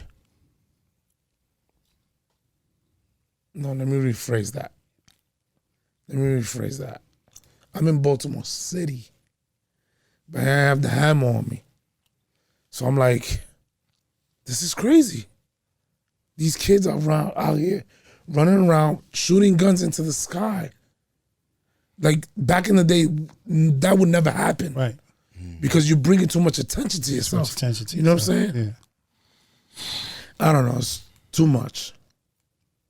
We live in a different world now, man. Hell yeah. It's sad. It's sad when, it's sad, some of it. Hopefully, I like to think that there are some parents that are still raising their children with values. I know everybody ain't ballistic. Everybody ain't lose their mind running wild. So you gotta see that. It only takes a few for us to get a label of a whole group. You know what I'm saying? And that's always been the case with our people. I think I would like to think things are changing. I can only hope that some of our youth wisen up, start realizing that it ain't about. They learning though. It's unfortunate they learning the hard way, but they learning.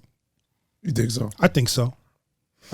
I just think that history repeats itself. You think it's gonna turn back around? Things will calm down? Yeah. Or I think that niggas that went in jail in the 80s because they still stuck in the 80s, they're gonna come home and see these niggas on the phone rocking these jewels. And the old wolves is going to start eating again. It's gonna be a feeding frenzy. There's gonna be a feeding frenzy. That's scary for them because they don't know what's coming. Yeah, nah. They food. They don't know what's coming. A lot of these young niggas walking around here, they food. Yep, yeah, but I be like, bro, bring that down 1,000. Like, so I hate like talking. I'd rather talk off camera because, talking to Pops is like, yeah. The stuff that's, you understand? Yeah, I said that to him last night too. Yeah. You know what I'm talking about? Yeah, I know. We could talk. We could do this, and then we could talk behind the scenes. How from the lessons learned growing up and everything, and learning from Pops being like a real one. How do you? Two questions. I see how you conduct yourself. I know you for the last 2 years, and I'm like, it's phenomenal, dope. I see everything makes sense. How do you use that to educate? You know what I'm saying? Just in general. How do you use that to build business and brand? And then also, third question, how do you use it to police? Great question, bro. Yeah, I've been waiting for this one, bro. I've been waiting. Well, you got to understand my makeup. My father was a hothead. My mother was a hothead. He'll tell you. But just learning, it's good to talk, but it's always better to be a good listener. So when I listen and I just watch how he moves, and as a young kid, and everything came into fruition as I became a man. And one thing that I always had was just the grind in me. That's true. You always had a work ethic. You always wanted stuff. I just always wanted more. Still got it. You know what I'm saying? And if I could interrupt too, one of the main things is I tried to teach him, especially when he got on his job, is I always knew Ralph was the type of person he likes to defend people that can't help themselves. Right. He hates a bully. Right. Yep. Part of policing is identifying that because you serve your community that way. So I knew that he had that. One of the things I taught him, I was like, listen, you're going to be looked at as an authoritative figure.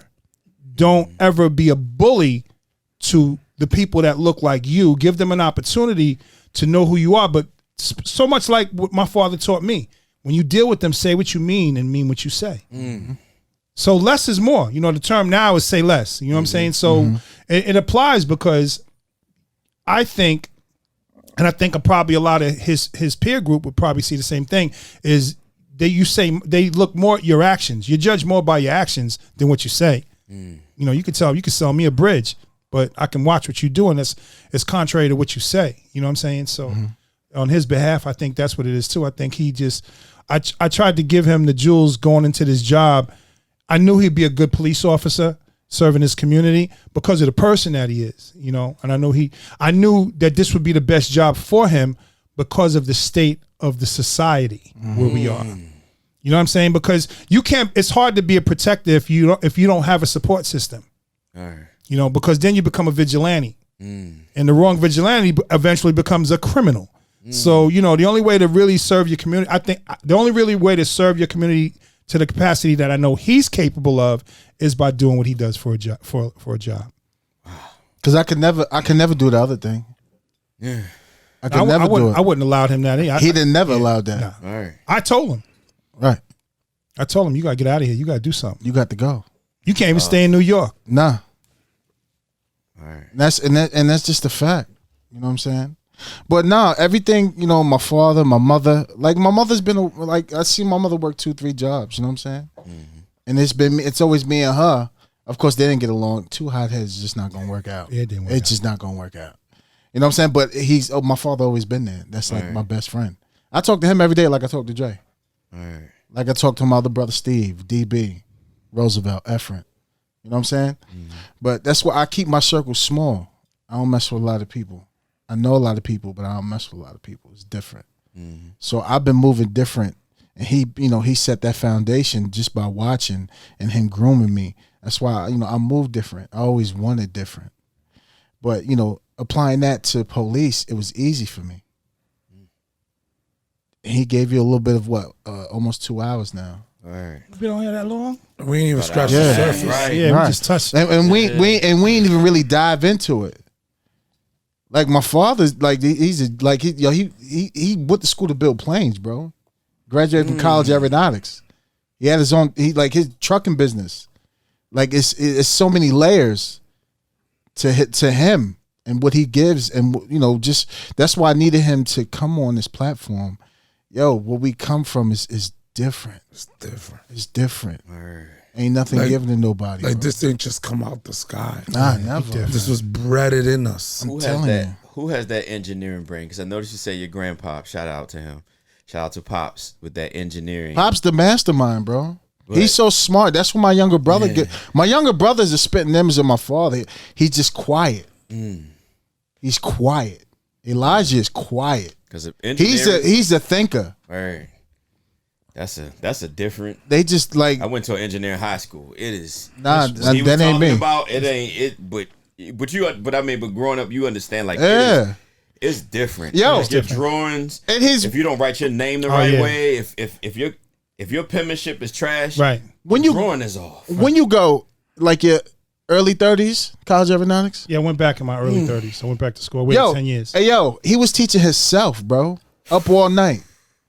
Yeah, I built till 3 o'clock in the morning, man. Trying to figure that shit out. Trigonometry and all that shit. That's all. That's special. That's different. It's not for me. It's not for me. But for me, I had to challenge myself. Right. You know what I'm saying? It was just, I needed that. I needed it. Again, 4.5 years later, graduating from College of Aeronautics, it's Vaughn College now in Queens by LaGuardia Airport. Oh, is it Vaughn College? Yeah, now it's Vaughn College. But it was fucked up because his brother was a baby. I was about to get married, and the only job opportunity, they lied to us. The only job opportunity was for working for Cessna in Oklahoma, and I couldn't even bring my family for 6 months, and it was only $17 an hour. So I'm like, how the fuck am I going to take care of my family? No way. How am I paying back student loans that's coming in 6 months? You know what I'm saying? I panicked, and I was like, I had to get into something. So I wound up getting a job driving tractor trailer again. And then 6 months from that, I opened my own trucking business. So we different. You know what I'm saying? By the grace of God, we get through. But we all here for a purpose. You guys are intelligent and just as well. Maybe you don't do the engineering thing. Triple C know what it is because he had a taste of it. But you guys are special in your own right, in your own lane, and what you do, I commend you. I respect you. I pray for y'all every day. And you got a job to do too, man. You're making an impact on not just this community, but because of this podcast and what y'all been doing here, you're making a difference nationally. And it's getting the recognition that it's starting to get the recognition that it deserves because, like I said, I hang the hat on the fact you guys could hang the hat on your fact that this all started before all this other nonsense started. So God bless y'all too, man. God, keep up the good work. I appreciate it. For me, this is fun. This is just y'all invited the old man over to sip a little and give me some of this truth serum and start asking me questions. You know what I'm saying? The war story. Yeah. Why not? It's good. It's crazy, but the things I've seen as a kid. You know what I'm saying? LOD used to have famous block parties every year. Every year. How old were you when that was happening? I was like 10, 11, 12. Oh, so you LO. You watching this and you're like, oh shit. Yeah, it was amazing. Well, every 4th, right, Dad? Yeah. LO had the block party. Shut down. At least 4 or 5 blocks were shut down. Block party. But how was it? No problems. When you see them, but then when they see Pops, you like it's even now to this day. But no problems. Right. I've never had problems growing up. No facts. I'm saying a block party. Yeah, but say because if LOD's like you throwing a party, so everybody like, oh LOD, blah blah blah. But then when your Pops come, when the pop, it's different. Them showing him love. You already know. Yeah, like you know what I mean. Well, I know that make you feel good. They was all the homies. Yeah. You know what I'm saying? I was like an OG to them because I was getting it in before when they was Anthill Mob. You know what I'm saying? Right. Yeah. So there's no issues out there, right? On the block parties, no problems. Yeah. What was that? That's another time. For the most time. Wait for the next one, right? Yeah, that's another time. Really? I just thought. Because I know where he's going. I know his story. He know exactly what I'm talking about. Yeah. It's something that I saw firsthand. Firsthand. Right. That was like, yo. Because usually black parties, nobody come through and, you know what I'm saying? Like, well, that's where he's going because somebody came through and it wasn't funny. It got handled. It got handled. Say less. Yeah. We don't need to talk and about when I saw that, it was like, oh shit. That's when you realize. Like, I said, oh, okay. Then he realized why a lot of the homies was giving me the love. Yeah. Even 20, 30 years later. Seen the whole mug. And then and not even that portion. Cause you know, with a police, you know, with a scene, you know, we got to call it off the scene. Nobody could come through it. Nothing like that. You just can't. Easy. He done went through the scene. Detectives, like when I'm telling you, like a fucking pit bull walking around without a chain, it was respect even on law enforcement part. Right. His clearance. They just was like, Men in Black shit. But that's the problem. Like, Heard people out. don't realize that, like, respect has no color, no barrier, no rank. no. If I respect you, like, you can pretty much do whatever you want. It was Because when I trust tell you it was like 10, 15 police cordon off that crime scene and just go right through it. I mean, cause they tell you got to walk around the block. Nigga, shut up. Come on, Ralph. Yo, just like I said, Dad, we gotta go. Shut up. Let's go. Rip the tape off. Let's go. We gonna walk Because they this ain't way. care. They ain't care anyway. You know what I'm saying? Ain't nobody gonna tell you what just happened. Yeah, you ain't gonna get that. Ain't nobody gonna tell you what just happened. I can tell you that. You don't know what's going on. What you taping off? You don't even know what to tape off. Bozo. You don't even care. You don't even care. Yeah, That clearance level, boy. Yeah. different. It was just different. Different. But then if you remember I said it earlier that policing was different. You know what I'm saying? Right. So here's the thing. Here's a good point. I'm glad you brought that story up too. Here's a good point I can make on that, right? When you're doing a service to a community and it's spirited, you mean what you're doing. And you mean to leave a positive impact and you mean to get positive results. There's no fuckery. There's no bozoism. You know what I'm saying? But when you're a clown and you're just coming up and you basically looking for you're looking for who your next victim is. You're not looking to help a particular grid. You're looking to do the same thing that the criminals are doing. You come to pillage and get what you can get from it and whatever rank you can pull from it and get your arrest up. You're not helping. You know, there's a young man that can't afford a pair of track sneakers that wants to run track. Buy him a pair of track sneakers. You know, his family don't. You know, they're not the ones that weren't there for that.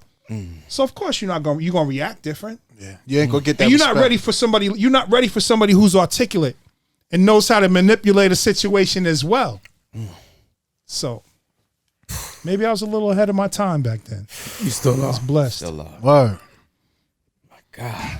I think people think the word thug meant ignorant. And I think that was a byproduct. I blame our generation for taking it to that point because that's not what we grew up around. We grew up around gentlemen. We grew up around kings that acted accordingly. Word. Savvy. Word. They were savvy. Word. They were smart. They were intelligent. Right. If they weren't doing that, they were engineers, Teslas. That, you know what I mean? Right. Like that's what we're talking to right now. Like it's so it wasn't Labels like labels got put on us by people that didn't look like us. Because they feared it. Because they feared it. They can't understand. They feared it. what they couldn't understand. understand. That's true. They feared what they didn't understand. And that's why I think the way we police is easy. Because the community loves us. 100%. You know what I'm saying? It don't matter where me and Dre went. And we can still go Real now. always recognize real. And we can still go now. Right. Now. Right. You know what I'm saying? Go anywhere in a town that we didn't grow up in. Right. And you know what? We can go to Texas, we can go to LA, and they're going to smell us. And they're going to be like, you know what? They know what it is. Yeah, you're reflecting. We're not here to cause no problems. Yeah. You might have had a problem with a dude that looked like me with this uniform on, but I'm not that dude. Right. I'm not that dude. I'm going to rock with you as long as you rock with me. That's it. I got a job to do. There's certain things I can't let you do in front of me. You got to understand that. Right. I'm here to be nice until it's time for me not to be nice. I don't even care if you're part of a gang. Yeah. Because I got coworkers that you might want to call a gang. And guess what? The difference is they all strapped and they keep coming. So that's the fact, but that's real though. So what you want to do? That's real. You know what I'm saying? You know what's crazy about those gang members? They understand business. That's business. It's business. That's to them. right. Yeah. They be like, "Oh, where you out here?" Plenty of times, and I hate to keep saying it. Yo, you and H out here. Oh, yo, big dog out here. We going you to the know house. what? We're gonna take a lunch. I'm gonna treat the dude said I'm gonna treat my guys to lunch. He walked away. Dope. Quiet was block. The block was so quiet because he understood that this is business. Always. I'm not trying to get in your way. Right. Yep. I'm not gonna get in your. You know, you guys are not gonna get in my way. Now That's what we're telling the young cats. So, and correct. I'm sorry. No, I'm sorry. go. Correct me if I'm wrong. But you gotta get out of the car though. Right. You can't just be in the car and expect that. Right. You know But what is it, repertoire? You can't be in your car and just talk. Go down. Come on, stop it. They're not gonna we grew up respect that. around one or two crazy dudes that might have been after la la la la la. But now with everybody, I'm like, that's bad for business, bro. What are y'all doing? Right. Like y'all want them to indict the whole block? Right. Like OG gonna come around and you're gonna your trouble's gonna be real different than dealing with the boys in blue. Can I talk about a story that happened to me the other day? Fresh out the box. Yeah. Like 400%. Yeah. I'm working patrol. I got detailed. I'm in uniform. Mm-hmm. I called him immediately as soon as it happened. Boom. I see this guy. This guy's like 150 pounds, like 6'3". Not an ounce of fat on this kid. Alexander McQueen sneakers, Gucci. Yeah, he had the red joints with the clear bottom. Okay. Yeah. So you know what I'm saying? He's What size? Right. No, You know he ain't have our sizes. when I sent him the picture, He ain't had the 47s in there. when I sent H the picture, I wasn't showing him the sneakers. I was showing him the showed fact the that top? the dude, he had an ankle bracelet on. With skinny jeans. With skinny jeans. Anyway, I treat this guy like a total gentleman. You need water. You need this. You need that. You want crackers? What you want to do? What we doing? Because I'm here with you. I don't even care what you did, fam. Right. I don't care. My job is to watch you. They put us in a room with 2 doors, right? And the whole time, he asked for water, and I'm like, nurse, get him some water. Please, can I please get him some water? She comes back, she gives him the water. He's like, I don't want it.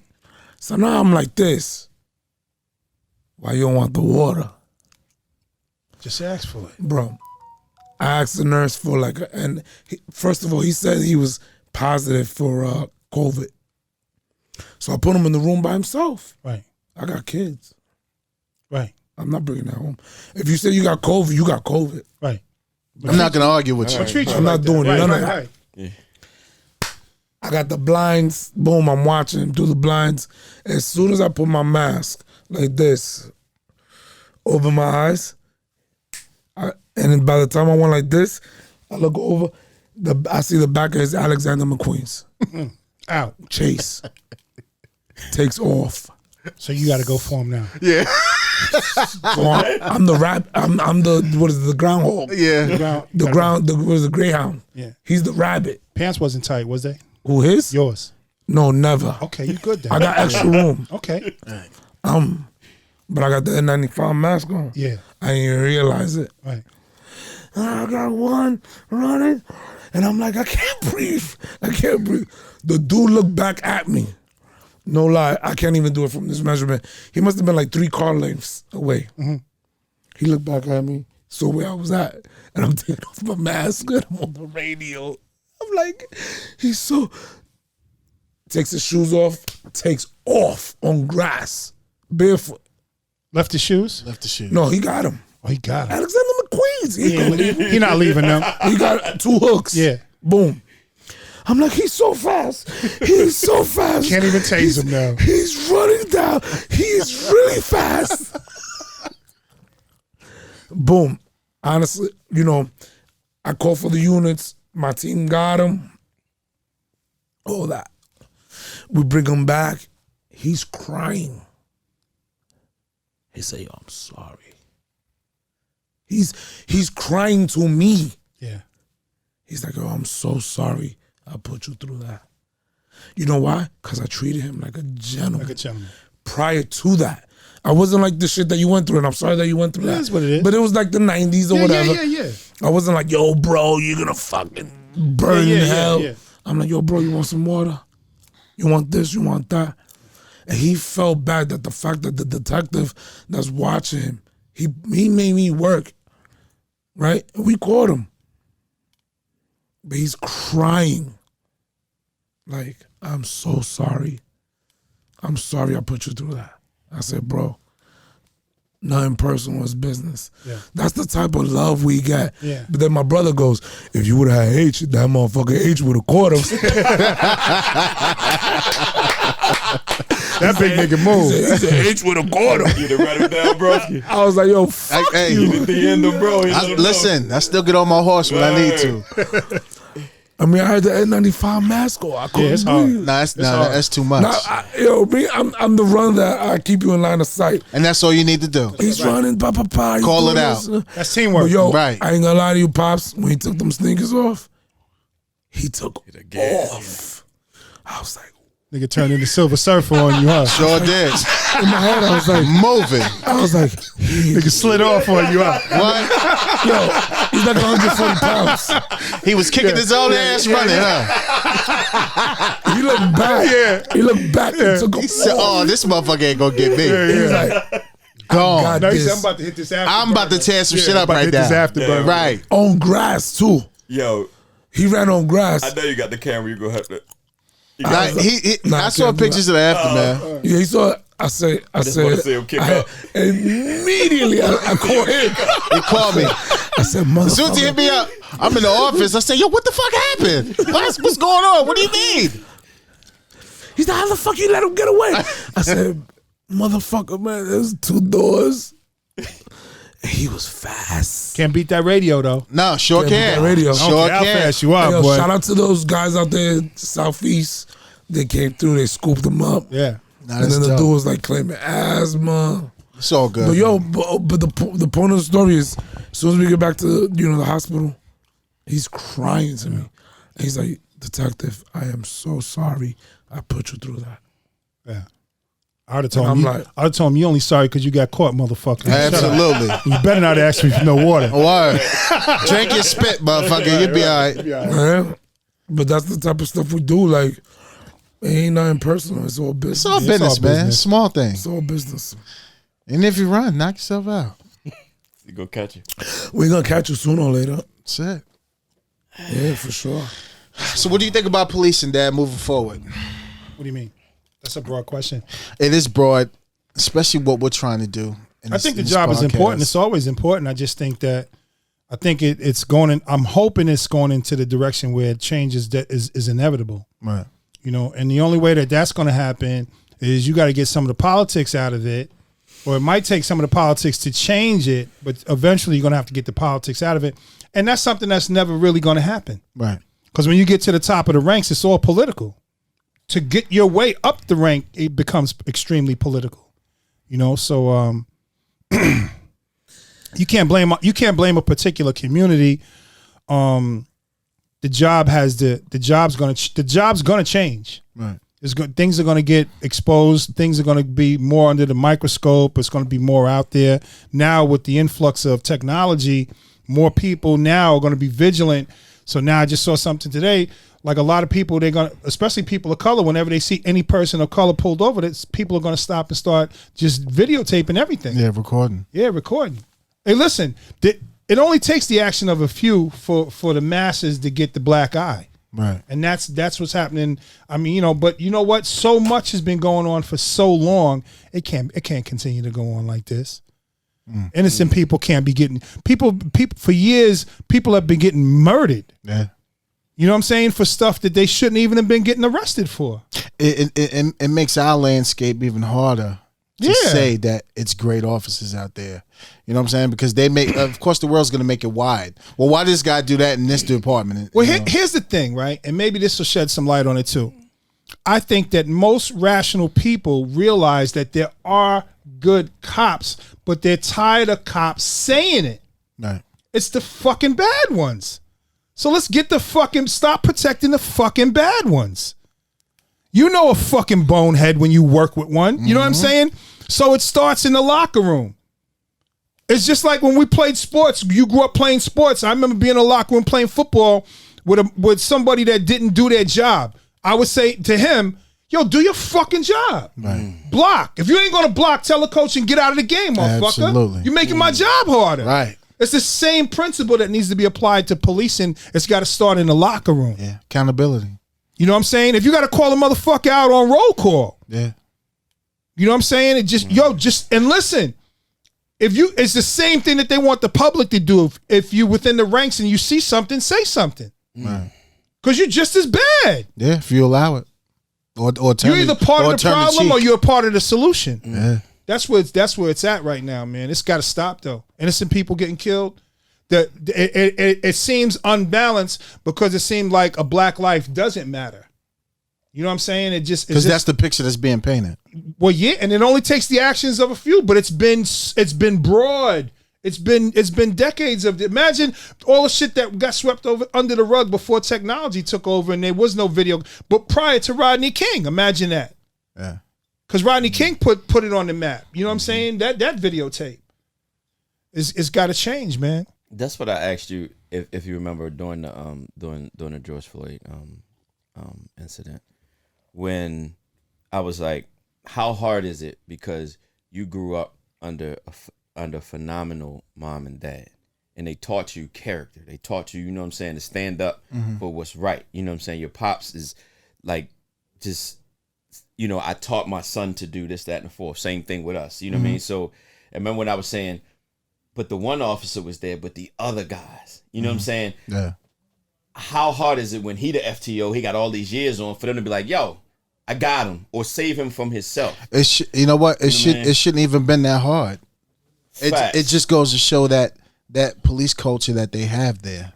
But how many, I guess, my thing to ask, and the same thing to Dre, how many people, like you said, are cut from that cloth like, yo?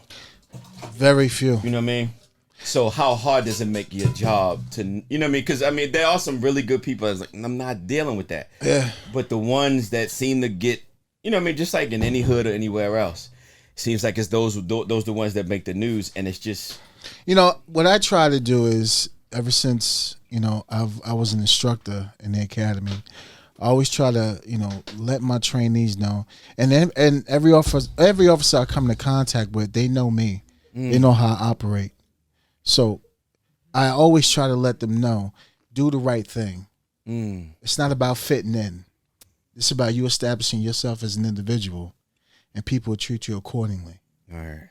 Because if you, I hear it all the time. You know, I want to blend in. No, you don't need to blend in.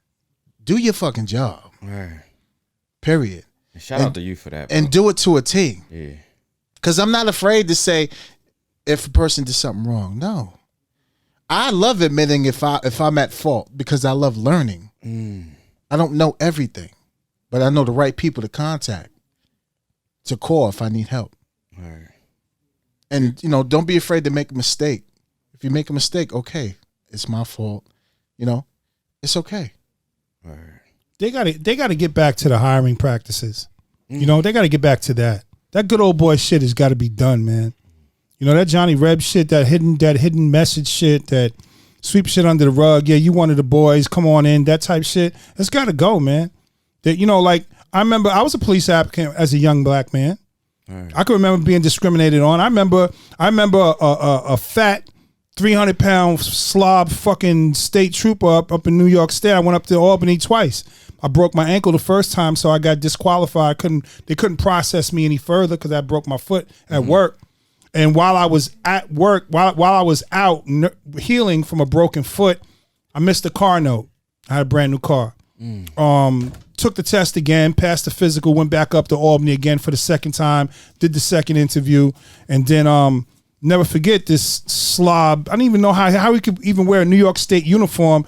He's about 400 pounds, but a big ass slob, white dude, redneck, and he says to me, because I had missed 2 car notes, you're never going to qualify to be a state trooper. If I were you, I wouldn't even take the test again. So that's if mentally I was weak and would have let that affect me the way I am. Imagine how discouraged other people are that aren't as mentally strong as I am. So that's you know what I'm saying. So that's discrimination. So if they can discourage you, they need to get that element out of the department. You know, hopefully they're dying off. Hopefully some of these assholes are getting their pension now, and God bless you. Live on. You know what I'm saying? You're not a threat to society anymore. But I think that's one of the biggest problems in policing right now. And hopefully that'll change. And hopefully that the good people will rally and not wait until it's somebody from the LGBT community that gets discriminated on in the department, and then they rally and want everybody to rally to support that cause. Hope, you know what I'm saying? Or somebody, you know what I mean? Hopefully it's not somebody from different groups that waiting for somebody to something to happen to them. Just do it now. You have an opportunity now. You know, let's get all the bad people out of there. It's not just the black community that's getting discriminated on. It's other people, just bad policing. You just need good cops. Let's set the standard and let's go across the board. But unfortunately, the black community has been the one that's been getting the worst of it. And we need to stop that. Well said. No. Well, Dad, we got to have you back on. I appreciate it, man. I had fun today. Shout out to Tracy Holland. Absolutely. I had a good time with that pretty young lady out there in Chesapeake, Virginia. I might be moving down there. I don't know if she act right. Oh shit. We're gonna see. But just shout out to Central Islip, Long Island. Carlton Park Stand Up. Word. Biz Markie Entertainment. Biz Markie will soon be waiting for you. You're gonna do big things when you get out. Yeah. And shout out to y'all, man. I appreciate y'all for what y'all doing, man. Stay safe, man. I appreciate the service that y'all giving to this community. I know y'all making a difference. Awesome. All right, ladies and gentlemen, it's episode 76. Yours truly. I had to bring Pops in. What a I had fun. What a dope ass. Oh, shout out to Elijah Horton. Oh yeah, your brother. Shout out to Gabrielle Rayna Horton. My little sister. That's right. To the family. La Reina. I'm gonna put her in a fucking headlock when I see her, but that's another story. You listen. You can't run from me, motherfucker. I'm gonna get you. It's all good. We're gonna have that conversation at another time. She got smoke for you. What? She want all the smoke. It's okay. It sound good. But folks, we love you. We appreciate you. Where else you gonna get this content? Where else you gonna get it? Shout out to my brother JB. Can't wait till you get back in town, bro. We appreciate you. Yeah. We cooking with him. We cooking with him. You heard? That was a dope episode too. A lot of them, all the episodes I love. Yeah. Y'all do good work, man. You're making a difference. Appreciate you. It's only gonna get better. Yeah, hell yeah. Dre. Que lo que? I don't gotta say nothing. Pops is here. I'm just happy to be here. That's it. You know what I'm saying? Like, we cooking. We bubbling. You know, it's when about to be the crazy. guy speaks, I be ready to just, Yeah. But I love what y'all do, man. Yo te quiero mucho con todo mi corazón. All day. Yo. Papá, gracias. Gracias. Triple C. Nothing, baby. All right, folks. It's episode 76. We love you. Take care. Talk to you soon. Peace and love. Easy. The views and opinions expressed on the Silverback podcast are those of the hosts, producers, and/or the persons appearing on the program, and do not necessarily reflect the views and opinions of the federal, state, or local government. This includes, but not exclusive to, the Department of Defense and/or the Baltimore City Police Department.